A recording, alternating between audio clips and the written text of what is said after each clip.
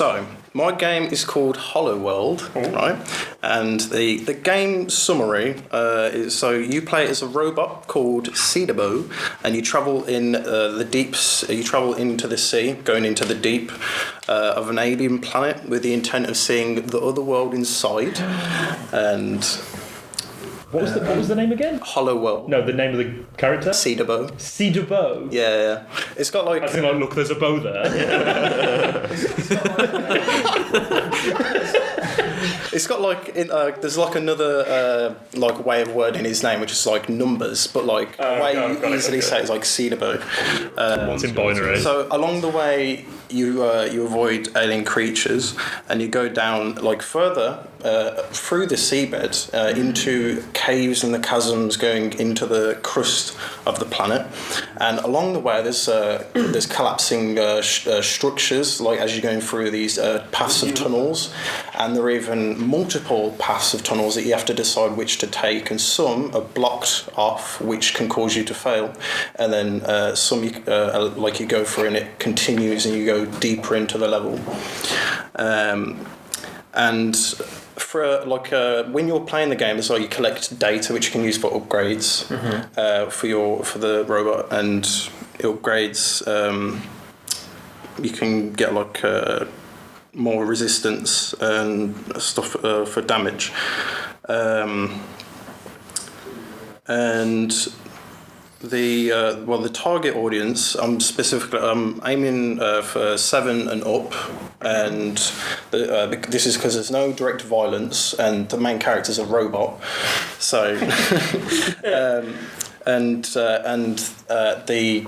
the colour palette of the game will be vibrantly coloured, so this would like attune to the target audience of being like being suited to a young target audience. So you mean they're like saturated? Yeah, and so it's a mobile game, and it would the platforms would be going for is Apple and Android, and their rating systems, like the foundations of it, is basically the same as PEGI, so it'd be like a 7 and up, and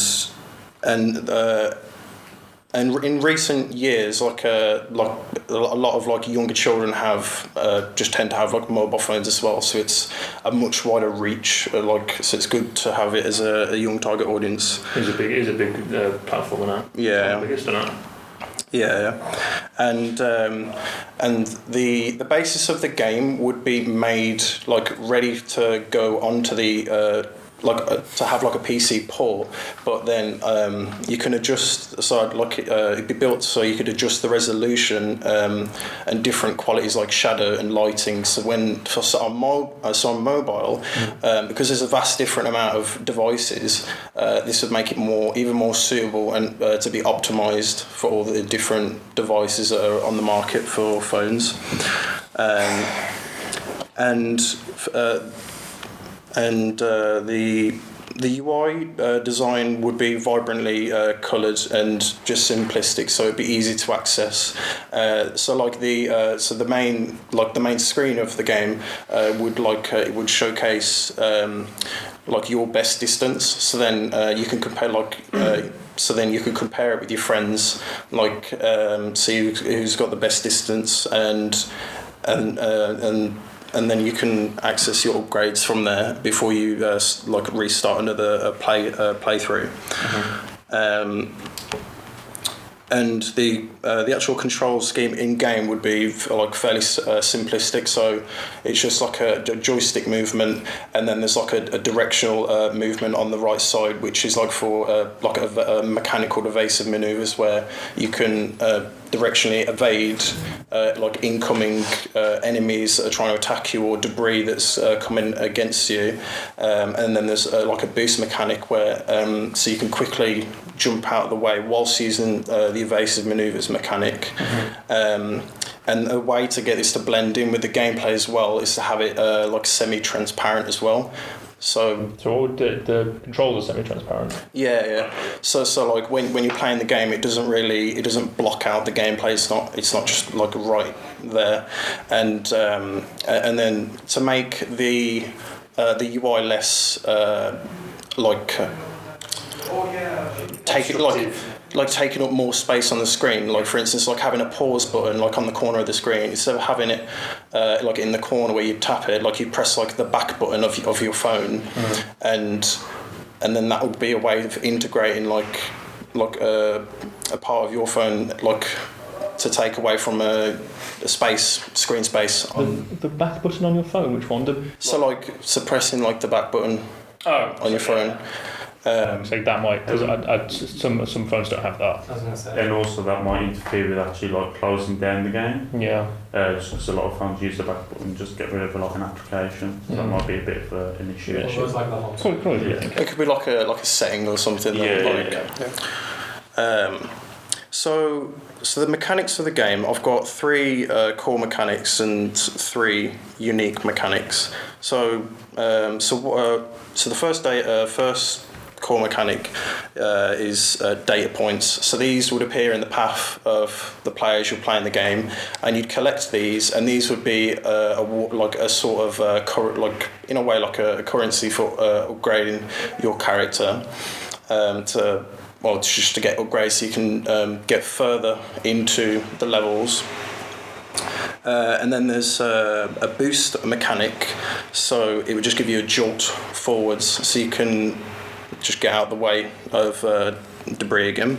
And this would be usable every 8 seconds. So having, like I've put down for these mechanics like a certain like amount of seconds, like timers for how much you can use them.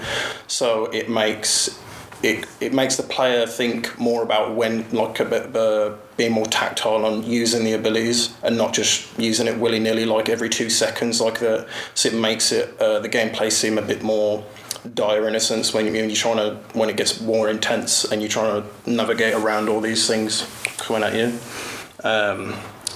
And then evasive maneuvers, which I mentioned a minute ago, it's like a directional move and quickly evade out of the way, and that's usable every 5 seconds. So moving on to the unique mechanics, I've got a sonar ray, which scans terrain and reveals upcoming hazards like collapsing structures or blocked tunnels.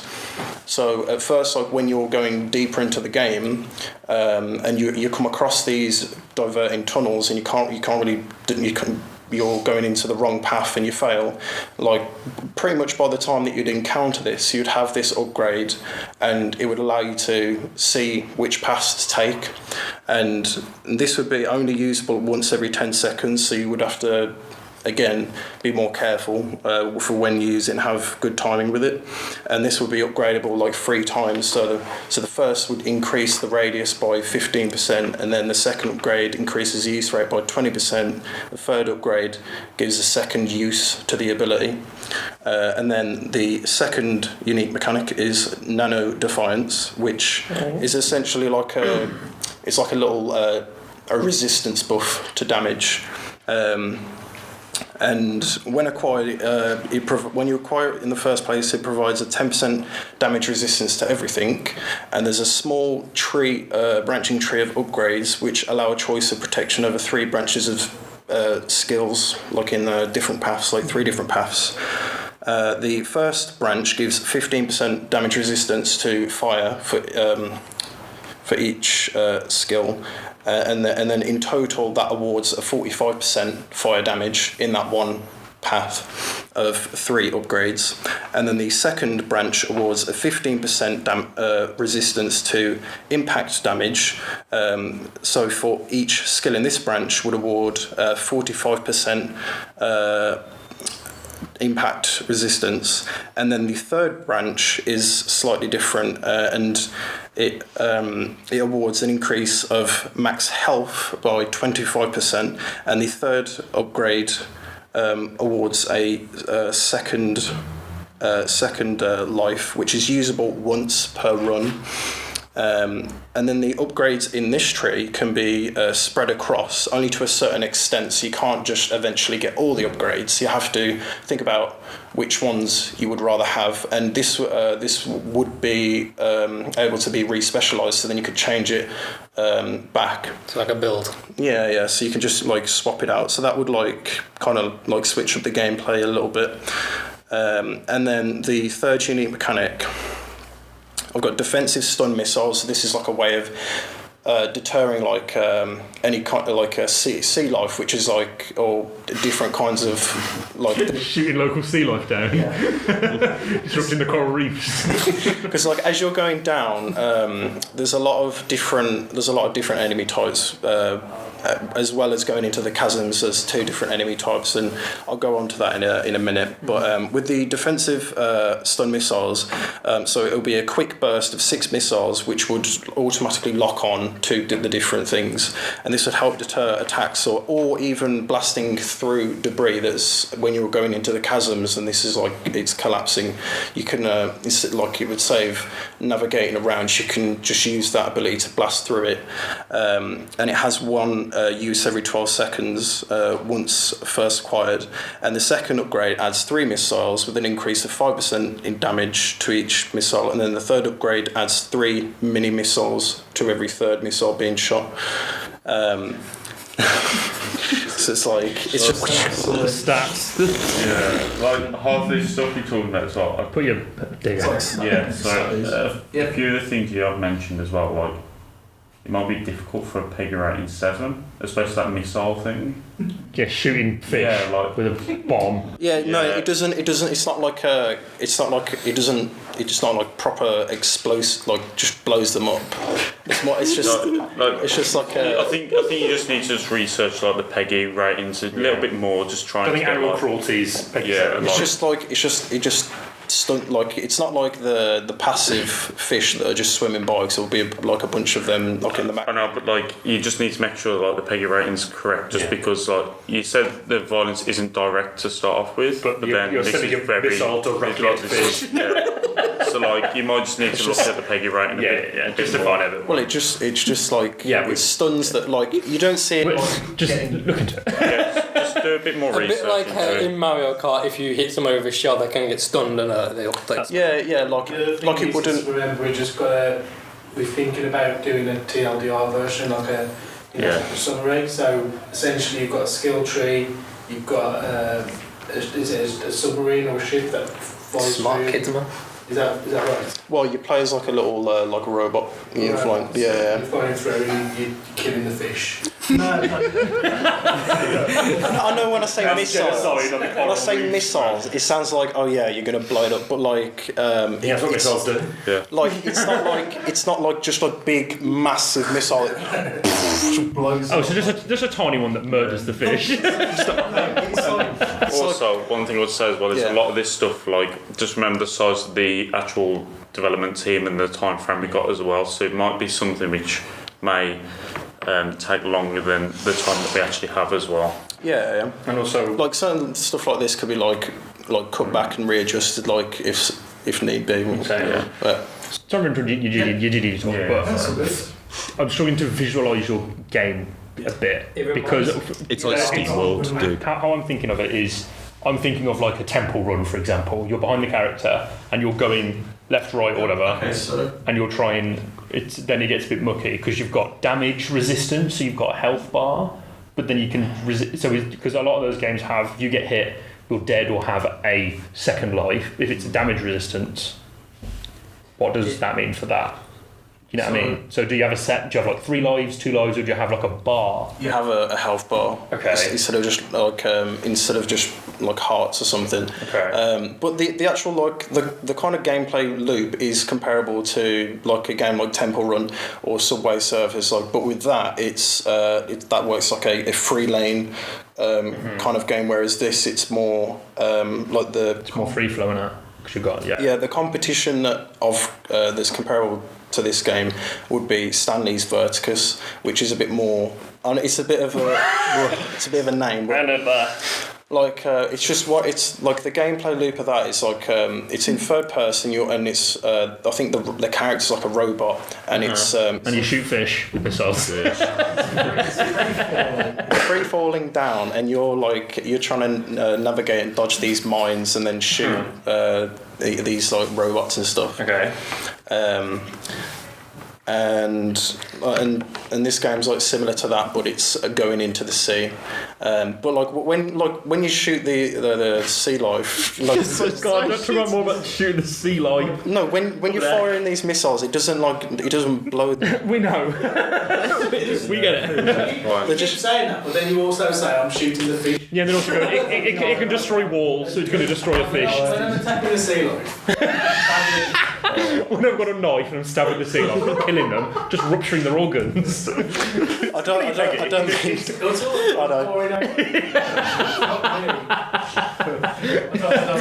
There was stuff with jam, I swear. So, because if you just, as you just described that game, that's extremely similar to your game, as you're playing a robot going into water, but instead of killing fish, you're killing robots, and he's going down and you're going forward.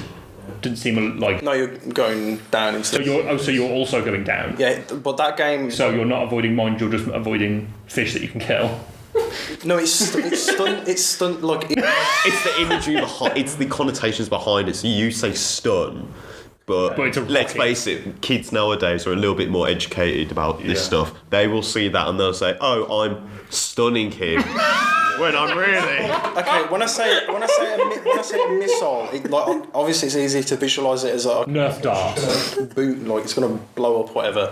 But it would literally just hit them, and then like you'd see them swim away, and they just go away. Okay, I think we're done with the missile stuff there. Yeah. We get it. You're trying not to kill them. it depends on the art style. Yeah. But also, what we're saying is it's very similar to that game that you just talked about. Extremely. Yeah, the gameplay loop, like the way that it's laid out, yeah. But like with that game, it's you're going down in this futuristic city, and you're going. Okay. It's not like you're going down in the sea, and this is like the gameplay of this is like you're going straight from the surface of the sea, going down from the high depths to the deeper depths, and then as you start from the high depths, there's like jellyfish, and there's a bunch of like clumps of fish that swim in the background, and then you end up having like bigger sharks that come and down in the deeper depths. So, again, that sounds like a skin to the game that you're talking about.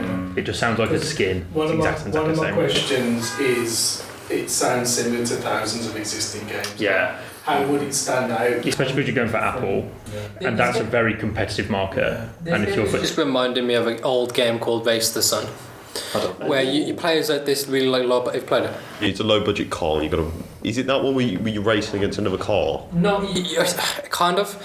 That's a different game, whatever. You're playing as a really low poly like plane, and your objective is to race the sun, and you have to beat it before it reaches like the horizon. How does that remind That you of is these? like complete. How does that remind you of these? No, because like it's like one. Because planes go in water, don't they? You play the game, and so you just control the character where they're going, you know, like in directions. Mm-hmm. Yeah. Is that? What is he on about? Right, just carry on with I what you do do. get his point now, because like mechanically, he's probably making links between your game and the mechanics of that game, whether it be convoluted or not. But the point still stands is like that kind of idea of running through something and dodging stuff, like that mechanic in itself is very, very, very saturated. And you're going to be competing with things like Subway Surfers and things especially like on the that. mobile platform. Well, that's like more. It's like a 3-lane. No, we thing. get that, but it's just because it's not on a lane, that's not enough of a change to make it stand out. Like if I play a Subway Surfers and it's the exact same thing, but you can move independently of the lanes, I'm going to go, whoa. It's exactly the same thing. Over that one. Yeah, you'd probably prefer, especially because is your game going to be landscape or portrait when you're playing on your phone? It would be landscape. So sideways. Yeah. Okay. So you won't be able to see a lot in front of you. Well, it will be like. Oh, because you're going straight down, aren't you? You're going straight down, and the camera's like right behind the character. But like every like after each minute of gameplay, it become like a bit more faster and faster, and then like more intensive, just like more fast paced with all the different things that would be coming at you and the things that you have to avoid. So you're still going and you have to dodge these oncoming things, right? Yeah. Yeah, okay, so that was a lot like the game I just said earlier, that's it, Race to Sun, where you are Here we go. zooming down, down this plane that is like full of obstacles that you have to just like completely dodge. I played that like when I was in. No, is he pitching this game? What you should do is that game. No. No, because the basic like We get it. We get it. Competition? Is that right? Is that the bit left? Oh, yeah. Well, let's hear what you think the competition is, because I think we've all got different ideas of what your competition could be. Because it's a mobile market's giant. The amount of random apps that I've seen on mobile store that's copy and pasted from the last thing but skinned different is ridiculous. So your competition on a mobile market is insane, and since we've already thought it's a reskin of a game that you've talked about, there'll be a lot of new things you need to add to make it so it's actually. I mean, with that game, it doesn't it has power-ups that you can pick up in the game, but it doesn't have like any kind of upgrades or. Is the game you're proposing to be free or paid for? It'll be free. Okay, so you're gonna get lost. No, yeah. Especially so, free games need a lot of replayability And monetization. and if the only replayability you've got is getting an upgrade that gives you 15% damage reduction, that I don't think that'll be enough to make it replayable. Because a game that I always think of when I think of replayability is a game called Guacamelee. Guacamelee, is it? Guacamelee. Guacamelee, is that the one where you like throw? Yeah. So it's a side-scrolling thing where you throw a guy and he like goes. It's one of those ones where you like bounce and go as far as you can. Each of the things you upgrade do slight differences, but enough to make it give you a bit further of distance. But the reason why that's replayable is because you can see a physical thing changing, where if in your game you're just diving, what's this 15% damage reduction really going to do when you can just get better and just dodge everything and get to the end? You know what I mean? There's not really any... Yeah, but like there's like the one mechanic which is like sonar rays, which like you want to upgrade that so then you can use it more. And there's tunnel paths which if you don't have that ability, you've got more of a chance of just taking the wrong path, and then you fail. Just off the. That might feel quite. Having more paths and having one just instantly stop your progress probably won't be the best for people. It's like if I'm playing a game and I do really well, then suddenly I go down a blank path and it's completely done and I have no choice of it. That's going to make me not stop wanting to play. Yeah. So like back on the finishing off on the competition for the game. So the main competition for the game will be Stanley's Verticus, as I mentioned, because the gameplay loop of that is a character falling down, avoiding obstacles and collecting points to traverse deeper in the level. But mine would be able to compete with that by having the different unique environments, and then having with the character you could change what it would look like after getting so many points besides getting the upgrades, and then more developed ability. It's got more developed abilities, whereas that game it doesn't really have abilities, and it just has pickups, and then more expansive settings which allows more optimization for the different mobile devices on the market. Is that your only competition that you can think of? That's got a really similar gameplay. There's obviously like Temple Run and Subway Surfers, but down to a T of the kind of the gameplay of what you're doing is really similar. Okay. It's because the mobile market is just so competitive that having just one competitor is really hard. So having multiple competitors is better, because you can take ideas and just inspirations you can take from those games and then put them into yours to try and be better than those. You happy with? Yeah. So I've just got one question. You've kind of already answered the other ones I had, but what platform did you want to make the game on? What engine was you going to use to make it? I was going to use Unreal Engine. Okay. They don't like an app preset thing, don't they? Yeah. I would recommend Unity if you're going to do mobile games. Yeah, Unity is very Well, he does 2D, 3D, but that's more of games you'd see utilised for mobile.